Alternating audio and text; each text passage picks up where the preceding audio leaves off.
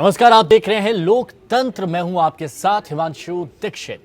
राम मंदिर जिस पर बरसों से राजनीति होती आई है, कोई भी राजनीतिक दल हो, तथाकथित धर्म के ठेकेदार, हर किसी ने सालों से राम के नाम पर राजनीति की। सरकारें आई, सरकारें चली गई, पर राम मंदिर कब बनेगा कोई नहीं जानता।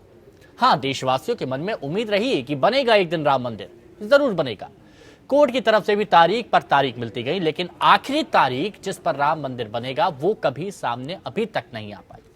लेकिन अब संवैधानिक पदों पर बैठे महारथियों की तरफ से ऐसे बयान आ रहे हैं जिससे कुछ उम्मीद सी आम जनता के मन में जग रही है। इशारों में कोर्ट पर सवाल भी उठ रहे हैं। कैसी राजनीति हो रही है और कितने दिन वो राम तिरपाल में रहेंगे जिनके नाम पर पिछले कई सालों से राजनीति होती आ रही है, जानने की कोशिश करेंगे लोकतंत्र में।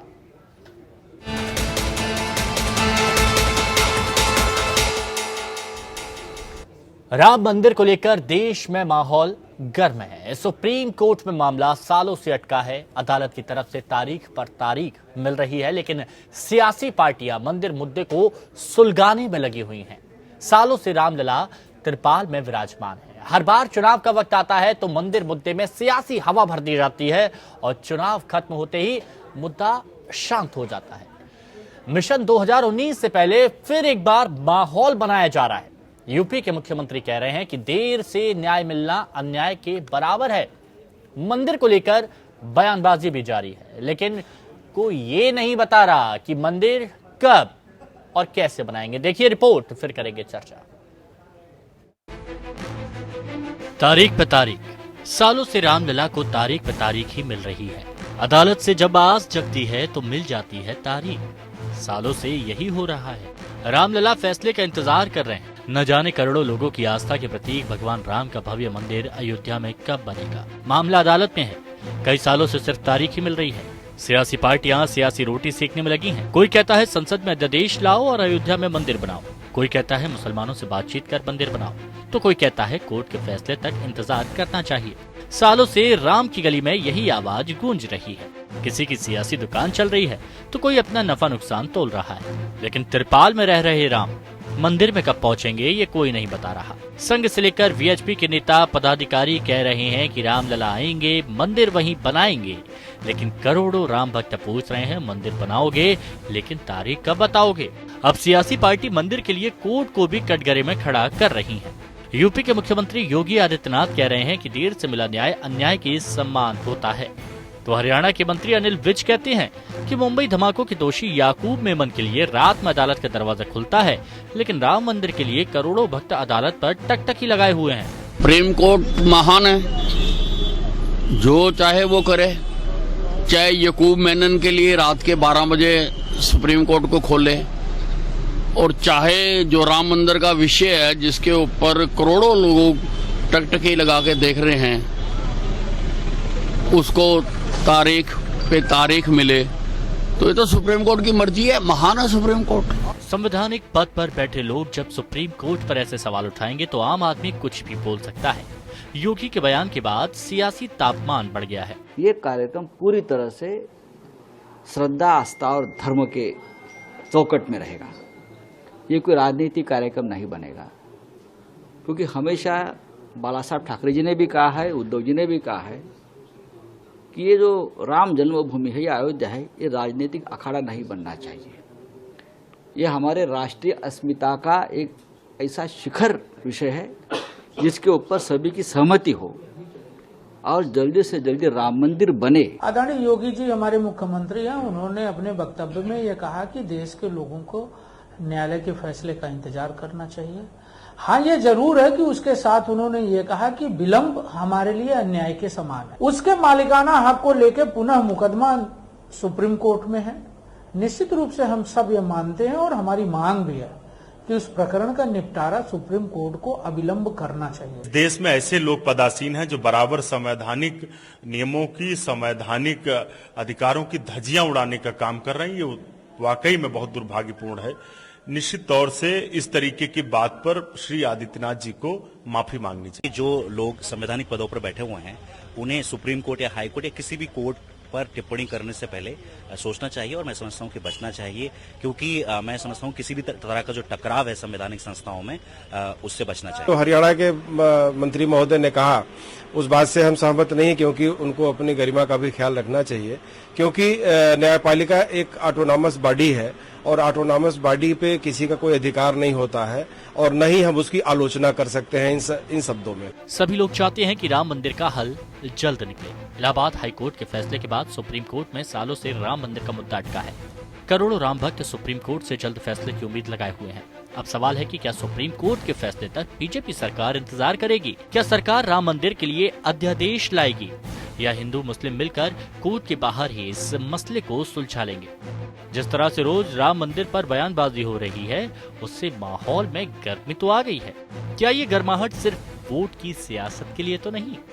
संवैधानिक पदों पर विराजमान महानुभावों से मर्यादित आचरण की अपेक्षा होती है, पर शीर्ष अदालत को लेकर की गई दिग्गजों की टिप्पणियां हैरान करने वाली हैं।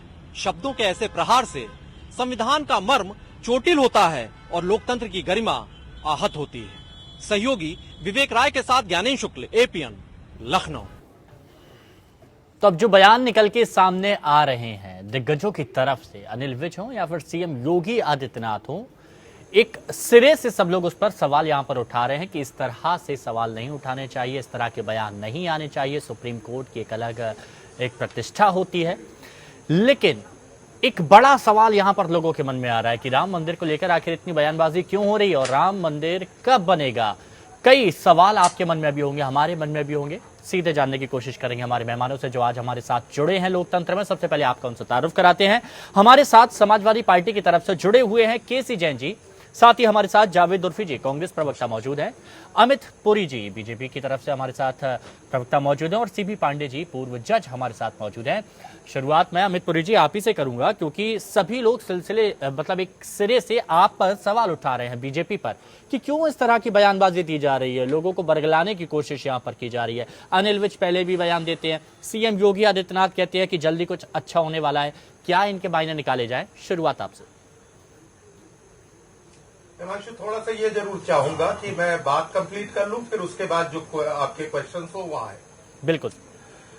अब ये जो सवाल उठ रहे हैं ये दो क्वार्टर से हैं। हाँ। एक तो आपकी रिपोर्ट में भी सवाल है, तो मैं मानता हूं कि आपने अपनी विजडम से भी उठाया होगा, ठीक। और या जो भाजपा के विपक्षी हैं उन्होंने सवाल उठाए होंगे। खैर, किसी ने भी उठाए, सवाल का उत्तर आना चाहिए और मेरा गर्व है कि मैं उसका उत्तर। अब पहला तो सवाल का अंश आपका जो है वो कि योगी जी ने कहा कि शीघ्र ही खुशखबरी देने वाला हूं, और मुझे अच्छी तरह मालूम है आज सुबह मुख्यमंत्री जी के यहां से कुछ मीडिया हाउसेस को और इलेक्ट्रॉनिक चैनल्स ने लोगों ने समय मांगा था, वो समय दिया गया और उसमें एक स्पेसिफिक क्वेश्चन हुआ। मैं उस मीडिया हाउस का नाम इसलिए नहीं दे रहा हूं कि वो आपके जो लोग गए थे उन्होंने नहीं किया था, अन्य लोगों ने किया था। और सवाल ये किया गया कि योगी जी, पिछली बार आप अयोध्या गए थे, देव दीपावली वहां पर मनाई गई, दीपोत्सव मनाया गया, और इस बार भी आप जाएंगे और कोरिया के राष्ट्रपति आ रहे हैं और दीपोत्सव किस पैमाने पे होगा, और पिछली बार आपने कुछ घोषणाएं की थी, इस बार आप जाएंगे तो आप वहां पर क्या लेकर के जाएंगे? ये सवाल था, और मैं जो कहता हूं वो ऑन रिकॉर्ड कह रहा हूं। ठीक है। उसके उत्तर में योगी जी ने कहा कि मैं अयोध्या जाऊंगा, शीघ्र ही आपको कुछ खुशखबरी सुनने को मिलेगी। एक अभिभावक जो उत्तर प्रदेश की जनता का अभिभावक है, वो दिवाली के उत्सव पे जाएगा। अभिभावक अपने परिवार में वैसे भी किसी उत्सव या त्योहार पे जाता है तो लोग अपेक्षा करते हैं कि अभिभावक खुशखबरी लेकर आएगा। ये ऐसा नहीं है, किसी भी मत मजहब का हो, त्योहार में उत्सव में जब कोई जाता है तो खुशखबरी ही लेकर के जाता है। और मेरी ईश्वर से कामना भी है कि कहीं पर ऐसी परिस्थिति ना हो कि त्योहार के दिन कोई अप्रिय बात हो। तो पहले का रेफरेंस कहीं अयोध्या के जजमेंट और अयोध्या इशू से नहीं है। अब ये किसी की विजडम है, वो जोड़ना चाहे जोड़े, ही इज फ्री, हमें उस पर कुछ नहीं करना, लेकिन हम उसे बाई इसलिए नहीं कर रहे कि फैक्ट्स ही है। नंबर 2, ठीक है। अब नंबर 2 इशू पे आइए। दूसरा सवाल ये खड़ा किया गया कुछ राजनेताओं ने जो संवैधानिक पदों में है, और जिसपे स्पेसिफिक अनिल विज साहब का एक बयान और दूसरा योगी आदित्यनाथ जी का ट्वीट, उन दो को कोट करते हुए कहा गया कि संवैधानिक पदों पे बैठे हुए लोगों को और आपकी रिपोर्ट में भी था कि संविधान का मर्म चोटिल हो रहा है, लोकतंत्र का मर्म प्रभावित हो रहा है। हाँ। और बाकी लोगों ने कहा कि यह कंटेम्पचुअस है, एक्सपर्शंस ऑन दी कोर्ट है, इससे बचा जाना चाहिए। अब अगर ऐसा है तो बचा जाना चाहिए, लेकिन है क्या जरा वो समझ लीजिए। बाकी सीवी पांडे साहब बैठे, इनका एक्सपोजे मुझसे ज्यादा जजमेंट्स को पढ़ने का रहा है। मैंने तो कुछ हजार जजमेंट पढ़े होंगे, इन्होंने तो दिए भी हैं और पढ़े भी हैं। एन नंबर ऑफ जजमेंट में सुप्रीम कोर्ट के चीफ जस्टिस लेवल से लेकर के down to the municipal magistrate, ऐसे मैंने अनेकों जजमेंट पढ़े हैं जिसमें लॉ का यह मैक्सिमा प्रतिपादित किया गया, justice delayed is justice denied. Sushil Harkauli साहब का एक जजमेंट आपको नाम से कोट कर रहा हूं, stitch in time saves the nine. अब ये दो कोर्ट के जो ऑब्जर्वेशन नहीं थे, जजमेंट के अंदर उद्धृत है। अच्छा, इनकी लाइट में हमको बता दें, अगर योगी आदित्यनाथ ये कहते हो कि न्याय का विलंब होना उचित नहीं है, तो ये तो कोर्ट ने कहा है, कंटेम्पचुअस कहा है। Where is it is aspersion on the court, where it is contemptuous on the part of the court. ठीक है। और इसके बरस उलट जरा देख ले हिमांशु, एक लाइन और ऐड करूंगा इस दौर में, फिर आपके जो सवाल होंगे उनको उत्तर करो। इतिहास ने देखा है, इसका साक्षी रहा है। 6 दिसंबर 1992 के पूर्व एक जजमेंट आना था अयोध्या के बारे में, मैं विस्तार से नहीं जाऊंगा, ठीक है, लेकिन वो जजमेंट नहीं आया। और वो जजमेंट उसी इशू पे डिमांड की जाती रही, अर्जेंसी प्लीड की जाती रही, लेकिन जजमेंट आया जनवरी में। और तब तक मटेरियल फैक्ट्स कितना बदल गए थे, वो किन कारणों से बदले, ये सब जुडिस मैटर है। जस्टिस लिब्रायन कमीशन की रिपोर्ट, उस रिपोर्ट के ऊपर के बाकी की कार्रवाइयां, मैं उसमें मीमांसा में नहीं जाना चाहता, लेकिन मटेरियल फैक्ट बदल गए। अगर ये जजमेंट 6 दिसंबर 1992 के पूर्व आया होता तो शायद जनवरी 1993 में जो जजमेंट देने की परिस्थिति बनी वो न बनती। और इसलिए मेरा कहना है कि जिस मुकदमे में 2010 में हाईकोर्ट ने फैसला कर दिया हो, आज 18 चल रही है, और 14 जनवरी को none other than chief justice ने इशू फ्रेम कर दिए हो, उसकी हेयरिंग के प्रति अगर लोगों के मन में उत्सुकता है और जल्दी की बात है, और लोग रिलायंस प्लेस कर रहे हैं अनिल विज की तरह कि आपने समानांतर इशू में हुजूर यहां पर लेट नाइट कोर्ट होल्ड की थी, वो खाली याकूब मेमन में नहीं की थी। अभी हमने देखा एक इशू था विधानसभा का, उसके बहुमत का, उसमें भी लेट नाइट है कर्नाटका के इशू में सुप्रीम कोर्ट को अप्रोच किया गया, और उन लोगों ने अप्रोच किया, ऑन रिकॉर्ड कह रहा हूं, जो सुप्रीम कोर्ट और सुप्रीम कोर्ट के चीफ जस्टिस के खिलाफ अब न्यायिक रूप से संसदीय परंपरा से उनको हटाने के लिए आगे आ गए थे। वो जाकर के दोबारा वहां पर कोर्ट के दरवाजे पे, उसी कोर्ट के दरवाजे पे खड़े हुए, और जब ऑर्डर मिल गया तो कोर्ट ग्रेड। इधर इस देश में क्या हो रहा है कि हर संवैधानिक संस्था को अवमूल्यित करो, और जब हमारे हित में फैसला दे तो ठीक, नहीं तो कह दो तानाशाह। ये चाहे इलेक्शन कमीशन हो, चाहे कैग हो, चाहे सुप्रीम कोर्ट हो, एन नंबर ऑफ संस्थाओं के बारे में, आरबीआई है, सबके बारे में एक माहौल कांग्रेस के मित्र बना रहे हैं, और ये उचित नहीं है। चलिए अमित पुरी जी, जैसा कि मैं फैक्ट हो तो बात करिए। जैसा कि मैं अमित पुरी जी, जैसा कि मैं और आम जनता उम्मीद कर रहे थे, जैसे आप कानूनी जानकार भी हैं तो काफी बारीकी में जाके इस पूरे मामले का विश्लेषण करेंगे, जवाब देंगे, और ऐसा ही हुआ है। तो अब मैं सीधे अपने सवाल में रखूंगा, बाद में रखूंगा, लेकिन उससे पहले मैं चाहता हूं पूरा वक्त यहाँ पर जावेद उर्फी साहब और केसी जैन साहब को भी दिया जाए। जावेद उर्फी साहब, मैं आपके पास आऊंगा। बिल्कुल। हाँ, जावेद उर्फी साहब, मैं आपके पास आऊंगा। जो भी आपके सवाल थे, उन सवालों का शुरुआत में बहुत जवाब दे दिया गहराई में जाके अमित पुरी जी ने। क्या अभी भी आपके सवाल यहां पर बाकी हैं? बताइए, क्या कहना चाहेंगे आप? देखिए, अमित पुरी साहब को जो है बहुत ज्यादा जानकारी है, और बहुत ज्यादा जानकारी लेकर वो आए हैं। बात आज यहाँ पर ये हो रही है कि ऐसा बयान जो है वो मतलब अनिल जी क्यों दे रहे हैं, माननीय मुख्यमंत्री जी क्यों दे रहे हैं। ऐसे बयान से जो है जनता में ये हो रहा है कि भाई वो एक उच्च न्यायालय की तरफ एक सवाल उठने लगा है। अगर उच्च न्यायालय की तरफ सवाल उठने लगा है कि अगर न्यायालय ने आपसे कह दिया है कि जनवरी में होना है, तो ठीक है, आप जनवरी का वो करिए इंतजार। अभी तक न जाने कितने मामले हैं जिसमें वो 20-20 साल से 25-25 साल से पड़े हुए हैं, उसमें आप लोगों को कोई भी नहीं जल्दी हो रही है। लेकिन इसी मैटर में आपको जल्दी इसलिए हो रही है कि 2019 का चुनाव आने वाला है। अभी 4.5 साल से आप बैठे थे सत्ता के अंदर, जैसे ही सत्ता में आप बैठे, प्रदेश में आप आए, आपको इस मामले को जो है वो हल कर लेना चाहिए था। लेकिन आज तक आपने उस मामले को हल नहीं किया।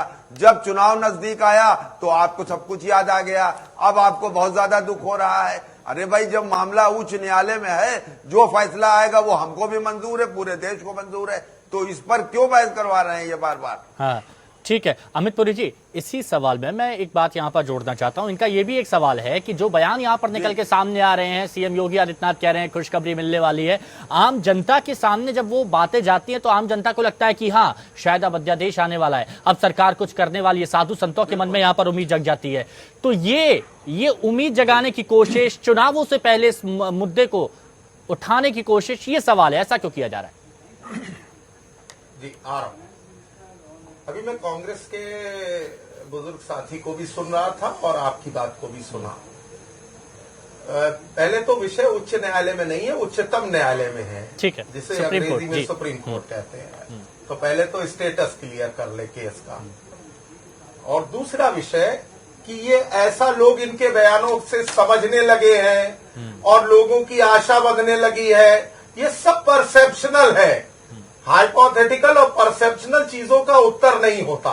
उत्तर उसका होता है, जैसे आपने 2 बयान कोट किए स्पेसिफिक, स्वागत, मैंने दोनों बयानों का उत्तर दिया। कोई इससे एग्री करेगा, कोई इससे काउंटर करके कुछ और तर्क लाएगा। मेरे पास तर्क होंगे तो मैं लोकतंत्र में तर्क दूंगा, नहीं होंगे तो आपकी बात को स्वीकार कर लूंगा। तो मैंने बहुत स्पष्ट बता दिया कि खुशखबरी का बयान किस संदर्भ में आया था और जो कहा है वो ऑन रिकॉर्ड का है। अगर इसी 7:40 के अंदर अंदर आप कोई मुझे काउंटर करके ले आकर के बता दे तो मैं स्वीकार कर लूंगा कि मेरी बात गलत है। जो भी मित्र यहाँ बैठे उनकी सूचना सही है। मैं फिर आऊंगा। किसी भी बात में जानकारी से आना ये कोई अपराध नहीं होता। नहीं। ये एक स्वाभाविक वृत्ति है। नहीं, मैं फिर आऊंगा अमित पुरी साहब आपके पास। केसी जैन साहब आपके पास आना चाहूंगा, अपनी बात रखें।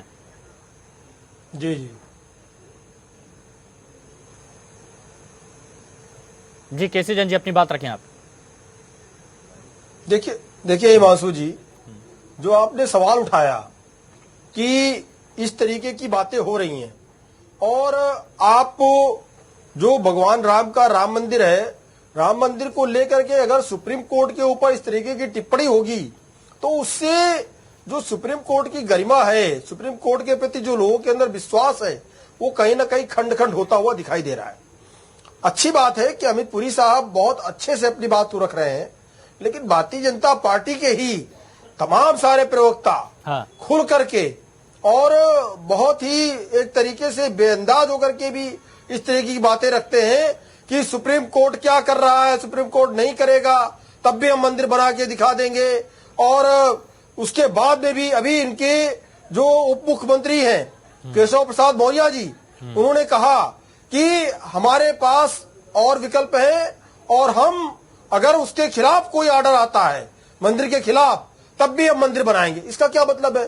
फिर न्यायालय का कोई मतलब ही नहीं है। अच्छा एक मिनट केसी जैन साहब एक मिनट जी। क्या केशव प्रसाद मौर्य ने यही कहा था कि अगर इसके विपरीत कोई निर्णय आता है तब भी हम मंदिर बनाएंगे? उन्होंने ये कहा था विकल्प हमारे पास खुले हैं, उन्होंने ये कहा विकल्प हमारे पास खुले हैं, लेकिन ये बात कहां से आ गई कि अगर फैसला हमारे विपरीत आएगा तब भी हम मंदिर बनाएंगे? ये बात कहां से आ गई? नहीं, देखिए वही चीज है कि इनके योगी आदित्यनाथ जी ने भी ये बात कही क्या कि फैसला नहीं आएगा तब भी मंदिर बनाएंगे। फैसला आता है नहीं अगर न्यायालय के द्वारा मंदिर बनता है तो ठीक है, अगर न्यायालय से कुछ और निर्णय आता है तो हम लोग अध्यादेश ला करके मंदिर बनाएंगे। इसका और क्या मतलब है कि निर्णय आएगा तब भी मंदिर बनेगा, अगर निर्णय विपरीत आता है तो अध्यादेश आगे मंदिर बनेगा। इसका मतलब क्या है? विरोध में अब देखिए वही बात आ गई, वही बात आ गई मंदिर के पक्ष में मुलायम सिंह के आज भी सभा मंदिर के विरोध में नरसिम्हा राव के वही बयान आ गया, जो इनके अन्य साथियों का होता है। इनके जो अन्य साथियों का बयान होता है भाजपा के, वही बयान अमित पुरी जी का भी आ गया। कौन सा बयान आ गया? नहीं, ये मैं पूछ लूंगा आपसे, आप पक्ष में है कि विरोध में है? आपको इस बात से आपत्ति है कि इस तरह के बयान? अच्छा, नहीं, आप मंदिर के स्टैंड नहीं, आपका स्टैंड क्या, ये सवाल मैं पूछ लूंगा। आपको इस बात से आपत्ति है ना कि इस तरह के बयान क्यों दिए जा रहे हैं? सुप्रीम कोर्ट पर सवाल यहाँ पर क्यों खड़े किए जा रहे हैं? लोगों के अंदर कई तरह की बातें निकल के सामने आ रही। मैं सीबी पांडे जी के पास चला जाता हूँ और उनसे जान लेता हूँ। सीबी पांडे जी, थोड़ा हिमांशु जी, देखिए, अगर निर्णय पहले से ही निश्चित कर देना है और ये है कि उस निर्णय के बाद अगर निर्णय विपक्ष में आता है तो अध्यादेश ला करके मंदिर बनाएंगे, तो फिर न्यायालय के निर्णय का और न्यायालय की पेंडिंग का, न्यायालय का फिर सम्मान कहाँ है? एक तरफ कह रहे हैं न्यायालय का हम सम्मान करेंगे, दूसरी तरफ कह रहे हमारे पास दूसरे विकल्प हैं, तीसरी बात है अच्छा, ठीक है, अध्यादेश ला करके बनाएंगे। मैं फिर आऊंगा। सारी चीजें सीबी पांडे जी, हम कहते हैं ठीक है, सारी चीजें, लेकिन अभी कम से कम न्यायालय के निर्णय का तो सम्मान करे, न्यायालय के निर्णय का तो इंतजार करे, उसके पहले अगर अच्छा ठीक है, अच्छा एक मिनट देखिए, सीबी पांडे जी से बात नहीं हो पाई मेरी, मैं आता हूँ। अमित पुरी साहब, पूरा वक्त है, मैं फिर आऊंगा आप लोगों के पास, निर्णय का सम्मान मैं फिर आऊंगा। अच्छा ठीक है केसी जैन साहब, सीबी पांडे जी मैं आपके पास आता हूं। ये जो बयानबाजी निकल के सामने आ रही है कि खुशखबरी आने वाली है और महान है सुप्रीम कोर्ट, गिरिराज सिंह भी इस तरह से एक बयान देते हुए नजर आते हैं कि अगर हिंदुओं का सब्र टूटा तो ये बयानबाजी आपको क्या लगता है कितना इफेक्ट यहां पर करती है? और सुप्रीम कोर्ट पे आपको लगता है कि ये बयान सवाल यहां पर उठा रहे हैं, गलती है बीजेपी की यहाँ? देखिए हिमांशु जी, ये जो सबसे बड़ा महत्वपूर्ण बात यह है कि जो भी कॉन्स्टिट्यूशनल पोजीशन होल्ड कर रहा है, जो भी व्यक्ति हो, चाहे वो चीफ मिनिस्टर हो या प्राइम मिनिस्टर हो या मिनिस्टर हो, तो उसको तो कम से कम उसने तो कॉन्स्टिट्यूशन का ओथ लिया है, और जब उसने अगर कॉन्स्टिट्यूशन का ओथ लिया है तो वो कोई भी बात कहना चाहिए उसको, तो वैसी बात कहना चाहिए जो कॉन्स्टिट्यूशनल दायरे के अंदर हो, कॉन्स्टिट्यूशनल मीन्स के हो। और कॉन्स्टिट्यूशनल मीन्स जो है, सुप्रीम कोर्ट में कोई भी मुकदमा अगर सुनवाई के लिए लगा है तो कॉन्स्टिट्यूशनल मीन्स ये है कि अगर आप समझते हैं कि मामला बहुत गंभीर है, बहुत इंपॉर्टेंट है, नेशनल इंटरेस्ट का है या इंडिविजुअल इंटरेस्ट का है, तो उसका तरीका है कि एक्सपेडाइट एप्लीकेशन सुप्रीम कोर्ट में मूव किया जाता है। और सुप्रीम कोर्ट एक नहीं दर्जन रोज ही कहीं न कहीं एक आध मैटर में डेली सुनता है कि क्या यह मैटर अर्जेंट है, नेशनल इंटरेस्ट का है या किसी पर्सनल इंटरेस्ट का भी किसी का है, और बहुत इमिनेंट पर्सनल इंटरेस्ट है जिससे बहुत बड़ा नुकसान होने वाला है उसका, तो वो उसमें एप्लीकेशन में सुनवाई करता है, फिर डेट फिक्स करता है।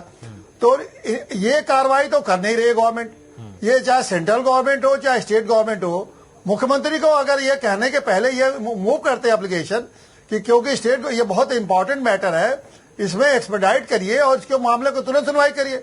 ये तो जाके सुप्रीम कोर्ट के साहब ने कहा नहीं और न सेंट्रल गवर्नमेंट ने कहा, तो एक्सपेडाइट करने की बात तो आप कहते नहीं। और जब सुप्रीम कोर्ट ने कहा कि हम अभी इसको नहीं सुनेंगे क्योंकि अब तो इशू वहां वही इन्वॉल्व हो गया है कि ये अब मंदिर का तो इशू रह नहीं गया। सुप्रीम कोर्ट ने अभी हाल में जजमेंट दे दिया कि ये डिस्प्यूट है, लोगों का सिविल डिस्प्यूट है और सिविल डिस्प्यूट को हमको तय करना है। सिविल डिस्प्यूट सुप्रीम कोर्ट में एक ने हजारों पड़े हुए हैं, तो अगर जब सिविल डिस्प्यूट के कैटेगरी में देखेंगे तो जब तक आप स्टैब्लिश नहीं करेंगे, बहुत जरूरी है इस मुकदमे को सुनना, वैसे सुप्रीम कोर्ट कैसे सुनेगी? दूसरी बात है, कॉन्स्टिट्यूशनल मैटर को भी आप कहते हैं कि बड़ा कॉन्स्टिट्यूशनल इंपॉर्टेंस का मैटर है, तो कॉन्स्टिट्यूशनल इंपॉर्टेंस का मैटर ऑलरेडी सुप्रीम कोर्ट में कम से कम हजारों मैटर पेंडिंग है जो कि 8-8 साल 10-10 साल से वेट कर रहे हैं कि कॉन्स्टिट्यूशनल डिसीजन होगा। तो जो कॉन्स्टिट्यूशनल प्रक्रिया को न अपना के आप बयानबाजी करेंगे तो इसे क्या मैसेज देते हैं? इससे सुप्रीम कोर्ट के इंस्टीट्यूशन की गरिमा गिरती है, उतने बड़े इंस्टीट्यूशन की गरिमा को आप गिरा रहे हैं, इसे कुछ मिलने वाला नहीं है। और अगर जो आपके हाथ में अधिकार है, आपका अधिकार है पार्लियामेंट से कानून बनाना, बनाइए, फिर कहने की क्या जरूरत है? आप इसमें कहिए कि सुप्रीम कोर्ट को हम नहीं विश्वास करते हैं, हम कानून बनाएंगे, तो कौन रोकता है? पार्लियामेंट में कानून आएगा, बाद में कानून बन जाएगा, उसके बाद जो सुप्रीम कोर्ट में करना होगा जो करना। ठीक है, यानी सीबी पांडे जी की तरफ अगर बात को यहाँ पर माना जाए तो वो ये कह रहे हैं कि खुल कर आइए, यहाँ पर इस तरह की बातें कि आप बनाएंगे लाएंगे, इस तरह के बयान देना ये यहाँ पर सही नहीं है। सवाल यहाँ पर उठाए गए थे सीबी पांडे जी की तरफ से और उन्होंने कहा था कि आप आइए ना, खुलकर अपनी बात रखिए, या तो आपको अध्यादेश लाना है तो अध्यादेश लाइए, सवाल क्यों उठा रहे हैं यहाँ पर बयानबाजी करके? और अगर आपको सुप्रीम कोर्ट पर भरोसा नहीं है तो फिर उस तरह से आप सरकार में अपनी बात रखिए। ठीक है, मैं अमित पुरी जी के पास आता हूं और अमित पुरी जी, जो सवाल यहाँ पर उठाए गए हैं उन सवालों का मैं चाहूंगा आप जवाब दें।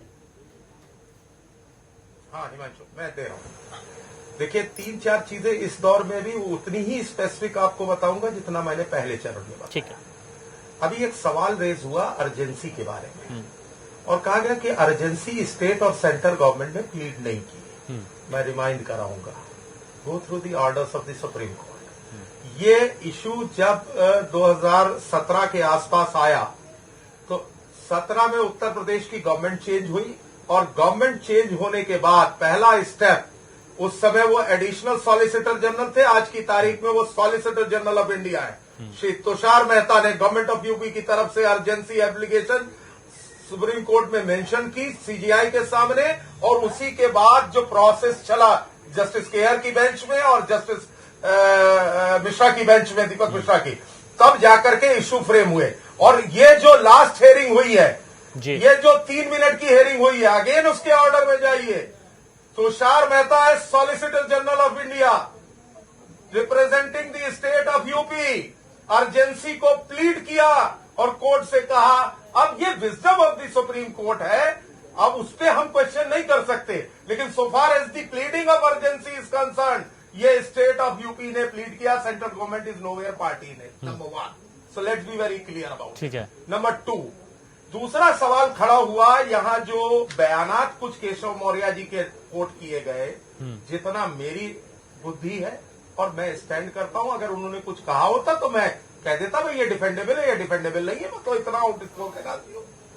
वो बाइट रन कर दी जाए, आप भी स्वयं हिमांशु जानते हैं उन्होंने कितना कहा, उसमें कहीं ये नहीं कहा कि कोर्ट का फैसला ऐसा आएगा वैसा आएगा तो हम ये करेंगे। उन्होंने कहा कि पार्लियामेंट्री डेमोक्रेसी में हमारे 4 प्लेयर है, एक पिलर के सामने आज हम जेरे बहस बैठे, एक न्यायालय है, एक कार्यपालिका है और एक विधायिका भी है। तो विधायिका लेजिस्लेट करे, ये लोकतांत्रिक प्रक्रिया का अंग है, कोई अनकॉन्स्टिट्यूशनल काम नहीं है, कोई अनडेमोक्रेटिक काम नहीं है। आखिर एन नंबर ऑफ इश्यूज पे लेजिस्लेशन होते हैं और ये अलग बात है कि जो लेजिस्लेट होगा कुछ उसे एजिटेट करेंगे कोर्ट ऑफ लॉ में, फिर कोर्ट की विजडम होगी कि वो पार्लियामेंट के लेजिस्लेशन के ऊपर किस तरह का नजरिया रखती है। उसमें भी एक स्कोप है कॉन्स्टिट्यूशन का कि कोर्ट्स जो है वो वैलिडिटी को चेक कर सकती हैं, लेकिन लॉ बनाने का काम पार्लियामेंट का है और ये स्टैब्लिश जजमेंट है। जितनी मेरी जानकारी है, कम से कम राजनीतिक क्षेत्र में रहते हुए हम लोग भी कुछ किताब कापी की तरफ जाकर पढ़ने लिखने का। ठीक है सीबी पांडे जी, अब आइए ऑर्डिनेंस, अब आ जाइए ऑर्डिनेंस के सवाल पे, उस पर भी एक और सवाल पे आ जा रहा हूं। जो ये सवाल खड़े कर रहे थे महानुभाव मंदिर के दर्द के ऊपर, उनके लिए 3 बयान कोट कर दूं। जनवरी 6 दिसंबर 1992 के बाद श्री नरसिम्हा राव इस देश के प्रधानमंत्री थे। भारत की संसद के दोनों सदनों में खड़े होकर बाज़ाब्ता प्रधानमंत्री के नरसिम्हा राव ने कहा अयोध्या में बाबरी मस्जिद तामीर कराई जाएगी। क्या कांग्रेस पार्टी अपने पूर्व प्रधानमंत्री के इस बयान से संबद्ध है कि असंबद्ध? श्री मुलायम सिंह ने उत्तर प्रदेश की विधानसभा के अंदर खड़े होकर कहा कि यह सरकार बाबरी मस्जिद को तामीर कराने के लिए चाहिए। इतना ही नहीं, 2017 के विधानसभा चुनाव में अपर्णा यादव के चुनाव प्रचार में मुलायम सिंह 2 ही जगह निकले। उन्होंने कहा कि मैंने मुसलमानों की कितनी तरफदारी करता, मैंने हजारों कार सेवक मरवा दिए। नहीं, गलत बात, ये नहीं कहा। देखिए ये नहीं कहा उन्होंने, उन्होंने ये नहीं कहा। क्या सपा इससे अपने क्या बात करते हैं? अच्छा केसी जैन साहब क्या कहा, क्या कहा केसी जैन साहब? और मैं ऑन रिकॉर्ड कह रहा हूँ, देखिए एक लाइन जो मैं कह रहा हूँ इन वर्बेटम कोट कर रहा हूँ। अमित पुरी जी आप अपनी बात रखिए, ठीक है। अक्षरांश कोट कर रहा हूँ। केसी जैन साहब देखिए हिमांशु जी देखिए, अगर भारतीय जनता पार्टी अगर ये बात कह रही है कि कानूनी अधिकार हमारा ये है और जो 4 स्तंभ हमारा नहीं, इस देश की 135 अरे आप सुनेंगे, खाली आप ही बोलेंगे क्या? नहीं पुरी साहब एक मिनट, नहीं आपकी बात पर नहीं रोक, आपकी बात पर कोई नहीं रोक रहा था। एक मिनट नहीं पुरी साहब एक मिनट हमारा क्या मतलब आप नहीं समझते? जैन साहब बोलिए, हमारा क्या मतलब आप नहीं समझते? बोलिए जैन साहब प्लीज। नहीं आप क्या समझते हैं? हमारा क्या मतलब क्या है? अमित पुरी जी मेरा नहीं कहा मैंने, हमारा कहा, हमारा हिंदुस्तान, हमारा भारत। बोलिए हम सबका भारत, हम सबका भारत, जय भारत। चलिए ठीक है, एक मिनट आप ही एक विद्वान नहीं है, आप ही एक विद्वान नहीं है पढ़े लिखे। हाँ बोलिए नहीं केसी जैन साहब प्लीज, इस तरह की बयानबाजी, इस तरह की चर्चा, इस तरह की बयानबाजी क्या मतलब? इनसे आप पूछते रहिए, ये शोर बचाते रहेंगे, ये हल्ला बचाते रहेंगे। नहीं देखिए आप सभी, आप दोनों ही वरिष्ठ प्रवक्ता हैं, आप दोनों ही काफी लंबे वक्त से अपनी बात रखते हुए आ रहे हैं, अपनी पार्टी की बात रखते हुए आ रहे हैं। और यहाँ पर सुनिए केसी जैन साहब, केसी जैन साहब बहुत सेंसिटिव, बहुत संवेदनशील मसला है। केसी जैन साहब बहुत सेंसिटिव, बहुत संवेदनशील मसला है, हर कोई यहाँ पर सुनना चाहता है। आउट ऑफ कंटेस्ट बयान कोट करेंगे। एक मिनट प्लीज, प्लीज एक मिनट, नहीं नहीं ये देखिए कुछ ना कुछ बोलते रहे ना। एक मिनट अमित पुरी साहब प्लीज, उम्मीद है आपसे थोड़ी देर शांत रहिए, मैं एक बार बात सुन लेता हूं उनकी। केसी जैन साहब बोल। देखिए ये लोकतंत्र में जब भी इस तरह की घटनाएं हुई तो लोकतंत्र को बचाने के लिए, लोकतंत्र की चीजों को बचाने के लिए, अभी देखिए प्रवीण तोगड़िया पे इन लोगों ने लाठीचार्ज किया, उसको एजाज बता रहे हैं। वो हिंदू नहीं है, वो मंदिर की मांग करने के लिए यहाँ पे नहीं आए थे। दूसरी बात यह है कि 2019 में लोकसभा का चुनाव है, हम लोग 3-4 मुद्दों पे लगातार बात कर रहे हैं, वो चाहे मंदिर को लेकर के हो या जो भारतीय जनता पार्टी के नेताओं की बयानबाजी है उनको लेकर के हो। ये सब चुनाव के टाइम पे क्यों उठती है? ये 2019 में ये सारे की सारे मुद्दों पे फेल हुए हैं। 2 अक्टूबर को किसानों पे हमला करवाएंगे, लाठीचार्ज करवाएंगे, जो बेरोजगार युवक है उनके ऊपर लाठीचार्ज होगा, उनको रोजगार नहीं मिलेगा। मुद्दा क्या छिड़ेगा? ऐसी ये बयानबाजी करेंगे जिससे कि मुद्दा जो है एकदम दूसरी तरफ डाइवर्ट हो जाए। आप देखिए पेट्रोल डीजल के दाम किस तरीके से बढ़े, बेरोजगारी किस तरीके से है।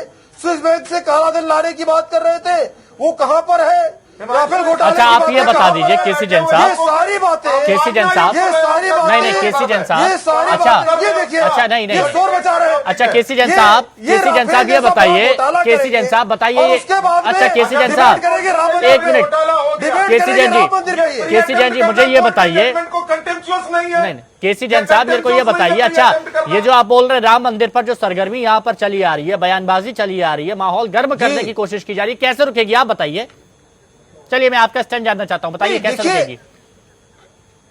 बात यही तो ये चाहते हैं, ये लोग नहीं चाहते किसी तरीके से चीजें रुके, और इसलिए कभी वहां पर पत्थर तराशे जाने लगते हैं, कभी प्रवीण तोगड़िया जी पे ही हमला हो जाएगा। ठीक है, आपका सवाल, आपने ये सवाल यहाँ पर रखा, यही चीज सीबी पांडे जी ने, अच्छा आपने जो सवाल उठाया यही चीज सीबी पांडे जी ने रखी। एक बार फिर अमित, देखिए मैं जावेद उर्फी साहब, आपकी बात हो गई, लोकतंत्र की गरिमा को एक मिनट आपकी बात हो गई, बचाए रखना। और यही लोग जो सत्ता में बैठे हैं, इनका मतलब हमारा ये लोग नहीं, इनका मतलब हमारा ये सत्ता में बैठे लोग ही उन चीजों की धज्जियां उड़ा रहे हैं।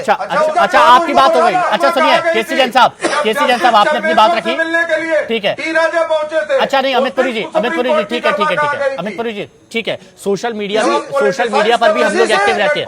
एक मिनट, सोशल मीडिया पर भी हम लोग एक्टिव रहते हैं, इस बारे में हमारी पहले भी चर्चा हुई है। जावेद उर्फी साहब के पास जाने से पहले मैं अमित पुरी जी एक चीज आपसे जानना चाहता हूँ, क्या केसी जैन साहब प्लीज, केसी जैन साहब प्लीज थोड़ी देर, सत्ता में आप है केसी जैन साहब प्लीज, उम्मीद है आपसे थोड़ी देर शांत रहिए। मैं आप ही की बात को आगे कर रहा हूँ। केसी जैन साहब आप ही की बात को आगे कर रहा हूं, एक मिनट रुकिए। अमित पुरी जी, सोशल मीडिया पर भी लोग बाग सवाल पूछ रहे हैं कि ठीक है कई लोग ऐसे हैं जो राम पर उनकी आस्था है और पूरे देशवासियों की राम पर आस्था है, तो फिर क्यों नहीं अध्यादेश यहां पर लाया जाता? जैसे सीबी पांडे जी ने यहां पर कहा है कि कई लोग ऐसे हैं जो इशारों में कह रहे हैं कि नहीं हम कुछ करेंगे, यहाँ पर हमारे पास विकल्प और भी हैं, और वो विकल्प क्या है? वो अध्यादेश के हैं। साधु संत अब नाराज चल रहे हैं, तो फिर सरकार क्यों नहीं अध्यादेश लाती है? ये एक सवाल सभी लोग पूछना चाह रहे हैं, मैं चाहूंगा इसका जवाब आप। बिल्कुल सवाल है, मैंने इसको कई चैनल्स पे कहा, आपके पे भी कहा, यहाँ फिर उद्धृत कर रहा हूं। ऑर्डिनेंस लाने का एक प्रोसीजर है, कंसर्न डिपार्टमेंट से नोट बनता है, कैबिनेट नोट जाता है और कैबिनेट डिबेट करती है, और डिबेट करने के बाद ऑर्डिनेंस के ऊपर जो कुछ तय होता है वो प्रेसिडेंट की प्रोक्लेमेशन के लिए जाता है। लेकिन अभी तक मैंने ऐसा नहीं सुना कि किसी टीवी डिबेट में बैठ करके किसी पार्टी का कोई प्रवक्ता ऑर्डिनेंस जारी करा दे। ऐसा दिव्य ज्ञान अभी तक मुझे नहीं आवा। जितना भी मुझे सामान्य जानकारी है, ऑर्डिनेंस लाने का एक प्रोसीजर है, वो प्रोसीजर गवर्नमेंट ऑफ इंडिया ने अभी इनिशिएट नहीं किया। जब इनिशिएट करेगी तो आपकी जानकारी। फिर क्यों शोर मचा रहे हैं? वही तो वो इनिशिएट वाली बात, देखिए अच्छा एक मिनट अरे केसी जैन जी एक मिनट वो देखिए ऐसे आम जनता को समझ नहीं आएगा।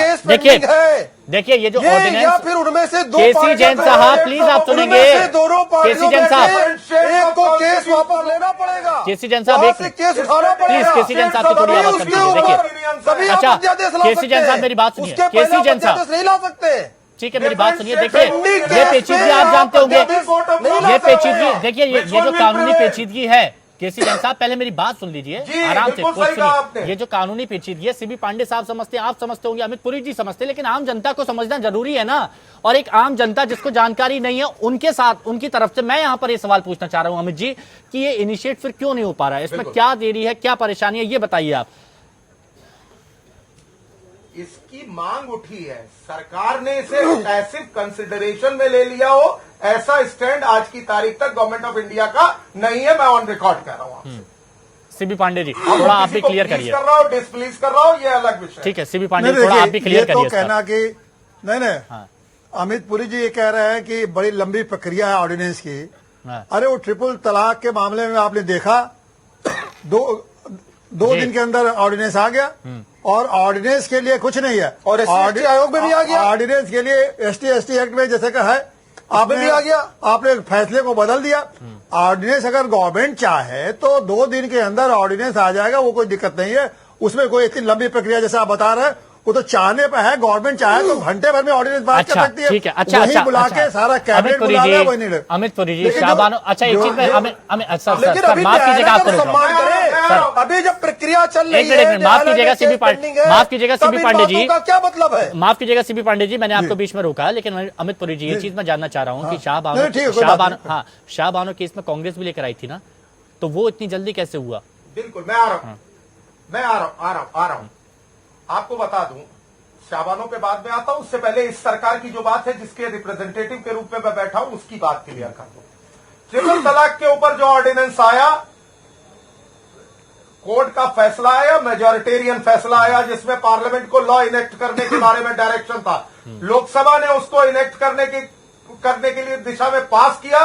राज्यसभा में जो हमारी कांग्रेस उसका एक स्टैंड लोकसभा में था, राज्यसभा में दूसरा था। अल्टीमेटली कोर्ट की राय के मुताबिक इस सरकार ने ऑर्डिनेंस को लाया। पहले हम प्रोसेस ऑफ पार्लियामेंट्री डेमोक्रेसी पे गए कोर्ट ऑर्डर के क्रम में, और उसके बाद ऑर्डिनेंस के रूट पे आए। और अगेन अब जो ऑर्डिनेंस लाए वो कोर्ट ऑफ लॉ के सामने जा सकता है। अगर हमने गलत किया है तो क्वेश्चन हो जाएगा, सही किया है तो वैलिडेट अपहोल्ड हो जाएगा। नंबर 1। नंबर 2, SC/ST एक्ट के ऊपर हम जो भी प्रस्ताव लाए वो प्रस्ताव हम अकेले नहीं लाए, पार्लियामेंट के सामने हमने रखा, दोनों सदनों में रखा। और जो यहां हल्ला मचा रहे हैं, इन्होंने एक राय से, नन ऑफ द मेंबर, एक भी सदस्य ने विरोध नहीं किया। अब ये कोर्ट में जाए। जी देखिए ये आम जनता सर, अमित पुरी जी ये जो पूरी जनता है, नहीं ये टेक्निकल इशू है, इसमें टेक्निकल बहस होगी। शाहबानो में तो मेजॉरिटेरियन व्यू लेकर कांग्रेस ने सुप्रीम कोर्ट के फैसले को बुलडोज किया। मैजिस्ट्रेरियन व्यू लेकर के जाब्ता फौजदारी की 125 की धारा जिसका कोई लेना देना नहीं था। सर जावेद उर्फी जी से इस बारे में मैं पूछूंगा, लेकिन मैं यहाँ पर ये चाहता हूँ कि अगर आप अध्यादेश नहीं, अगर आप ये सारी चीज नहीं, आपके पास सर आपकी टीम में इतने एक्सपर्ट हैं, आपकी टीम में इतने जानकार हैं, अगर आप ये चीज लेकर आएंगे तो आम जनता को मालूम पड़ेगा ना कि कौन साथ में है, कौन किस स्टैंड में, उसका स्टैंड क्या है। पुरी साहब सुन पा रहे हैं आप? पुरी साहब मैं ये जानना चाह रहा हूं, अगर आप ये अध्यादेश लेकर आते हैं, आपकी एक बड़ी टीम है, टेक्निकल टीम आपके पास है जो इन पेचीदगियों को समझती है, अगर आप ये लेकर आएंगे तो ये जो आम लोग हैं जो उम्मीद लगा के बैठे हैं, ये समझ तो सकेंगे कि कौन आपके साथ में है, कौन विरोध में है। तो कम से कम जनता को ये जानने का तो अधिकार है, आप इनिशिएट तो कीजिए।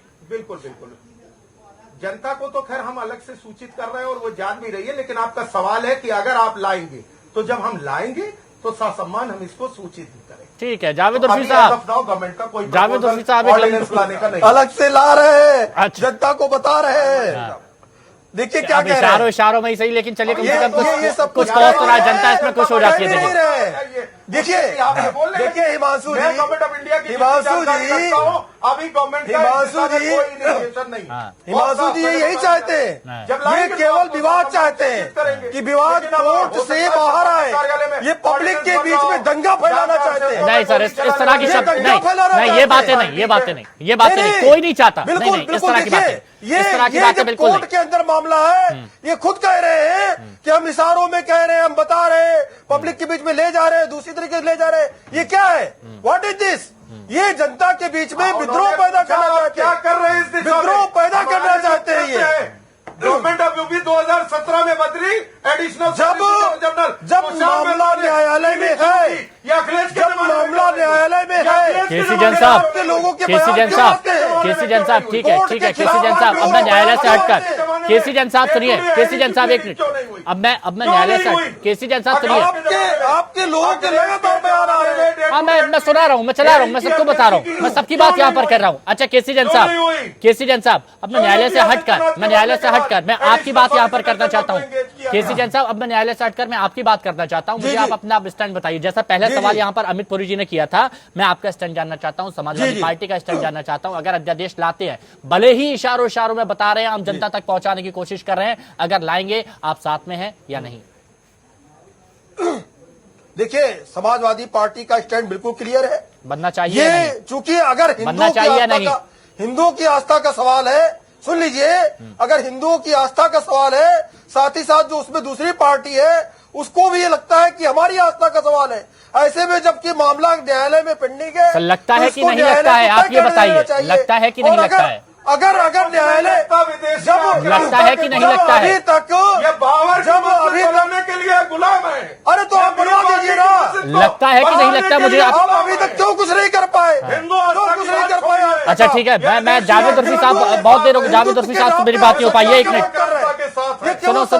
अच्छा मैं जावेद उर्फी साहब, अच्छा एक मिनट बस ठीक है जावेद उर्फी साहब, ठीक है सर, हाँ बस मैं चाहता हूँ आवाज थोड़ी सी कम। देखिए अगर आप सवाल सुन लेंगे, बातचीत सुन लेंगे तो बहुत अच्छा होगा। थोड़ी देर रुकिए, मैं जावेद उर्फी साहब के पास यहाँ पर पहुंच रहा हूँ। जावेद उर्फी जी, बात यहाँ पर भी निकल कर सामने आई। आप बोल रहे हैं, कांग्रेस बोल रही है कि सुप्रीम कोर्ट में ये मसला लगातार चला आ रहा है, उसके बाद इस तरह की बयानबाजी सामने आती है, सुप्रीम कोर्ट को नीचा दिखाने की कोशिश बीजेपी यहाँ पर कर रही है। लेकिन अभी अमित पुरी जी ने एक बात रखी, और मैं भी अभी देख रहा था कि जब शाहबानो केस में आपने ही अध्यादेश लाकर सुप्रीम कोर्ट का फैसला पलट दिया था, तब सवाल यहां पर नहीं उठते हैं।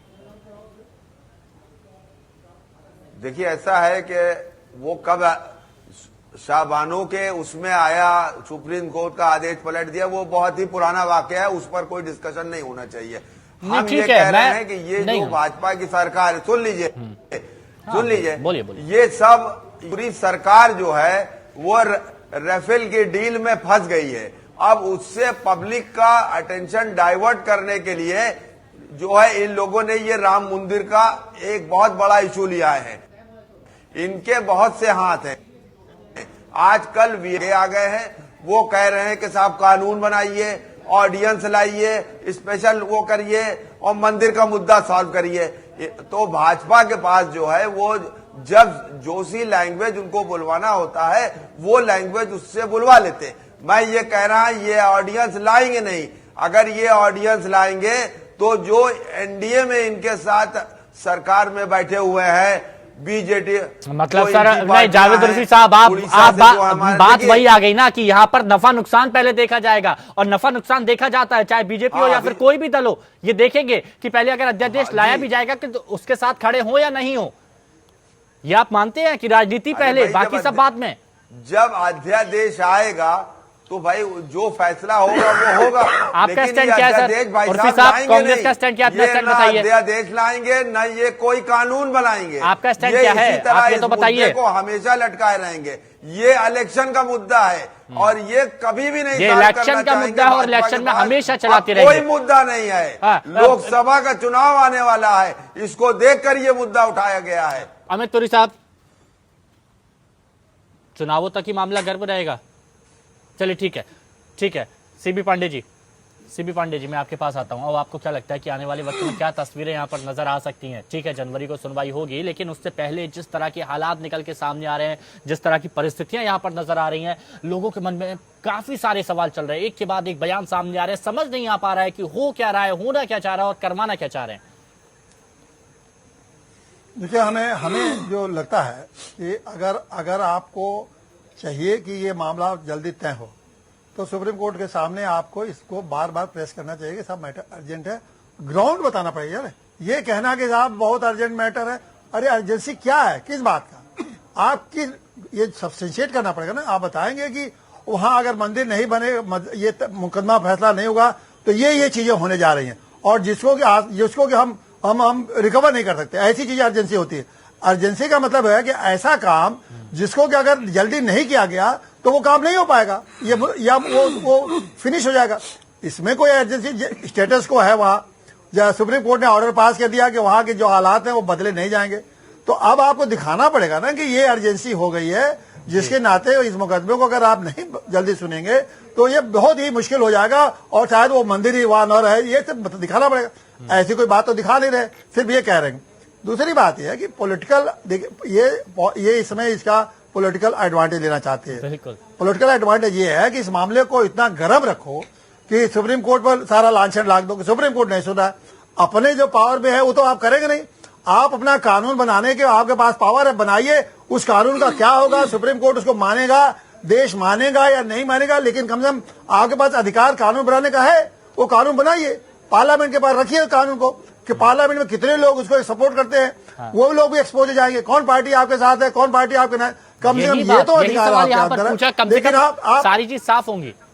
लेकिन आप ये नहीं कहना चाहते। आप जो सुप्रीम कोर्ट के कंधे पर बंदूक मत लगे, सुप्रीम कोर्ट के कंधे पर बंदूक रखे जो चला रहे हैं वो गलत बात है, क्योंकि उस इंस्टीट्यूशन को आप डिमोलाइज मत करिए, उस इंस्टीट्यूशन को आप बदनाम मत करिए। आपके पास जो अधिकार है उसका इस्तेमाल करके। पांडे जी आप अच्छे से समझ सकते हैं। मैं आपसे जानना चाहता हूं ये बयान कितना असर डालेंगे, जो बयानबाजी यहां पर आ रही है कि अगर हिंदुओं का सब्र का बांध टूट गया तो, और उसके बाद अभी जो बयान सामने आया कि हमारे पास विकल्प खुले हुए हैं, खुशखबरी देने जा रहे हैं, देर से मिला हुआ न्याय अन्याय होता है, सभी जानते हैं देर से मिला हुआ न्याय अन्याय होता है, लेकिन मैं आपसे जानना चाहता हूं कि आम जनता पर, भारत पर ये कितना असर डालेंगे बयान? ये सारे बयानबाजी इसलिए हो रही है कि इनको कुछ करना नहीं है। ये सारा का सारा दोष सुप्रीम कोर्ट में मरना चाहते हैं, और सुप्रीम कोर्ट को पर मर के ये दिखाना चाहते हैं कि हम लोग तो मंदिर बनाना चाहते हैं और बहुत जल्दी मंदिर बनाना चाहते हैं कि लेकिन सुप्रीम कोर्ट रोड़ा अटका रहा है। अगर इनको रोड़ा, ये कितने गैर जिम्मेदार और असंवैधानिक कृत्य ये लोग कर रहे हैं कि आप सुप्रीम कोर्ट एक जो कॉन्स्टिट्यूशनल इंस्टीट्यूशन है उस पर अनावश्यक रूप से आप एक उसकी बदनामी कर रहे हैं कि सुप्रीम कोर्ट नहीं करना चाहता है, और उसके सामने आप इस बात को ढंग से रख नहीं रहे। तो इस तरह से अपनी जिम्मेदारी से भागना और माहौल सिर्फ बनाना कि हम चाहते हैं ऐसा करना, और उसका राजनीतिक फायदा लेना चुनाव में, ये राजनीति का तरीका नहीं है, ये बहुत अनैतिक राजनीतिक तरीका है। जावेद उर्फी साहब, ये सारे हालात हो गए हैं, मेरे को ऐसा लगता है कि राजनीतिक दल भी अब इस बात को समझ गए हैं कि अब जब भी चुनाव हो तो चुनाव से पहले थोड़ा धर्म का उसमें तड़का यहाँ पर लगा दिया जाए। जहां पर भी जाए पहले धर्म की बात यहाँ पर होती है। अगर मंदिर के पास जा रहे हैं तो वहां पर भक्त बता दिया जाता है, अगर कहीं जा रहे हैं तो वहां पर उस तरह का एक नया रूप दे दिया जाता है ताकि लोगों के साथ जुड़ सकें। क्या आपको लगता है कि ये राजनीति का एक नया रूप आ गया? कांग्रेस ने भी इसको अपनाना शुरू कर दिया है? देखिए, कांग्रेस ऐसा कोई रूप नहीं अपना रही है, ये रूप सिर्फ भाजपा के पास है। और मैं आपको बिल्कुल अच्छा आप ये बताइए, जो लोग बाबरी मस्जिद को गिराने के दोषी हैं उनके ऊपर जो मुकदमा चल रहा है उसमें आज तक क्यों नहीं फैसला आ रहा है? जरा इनसे सवाल पूछिए, इनसे पूछिए पूरी साहब से। मंदिर बनाने पर तो बहुत बात हो रही है, लेकिन कुछ लोग दोषी पर भी मुकदमा चल रहा है, उस पर क्या हो रहा है यह बताएं जरा, उस पर भी तो कुछ चर्चा होनी चाहिए।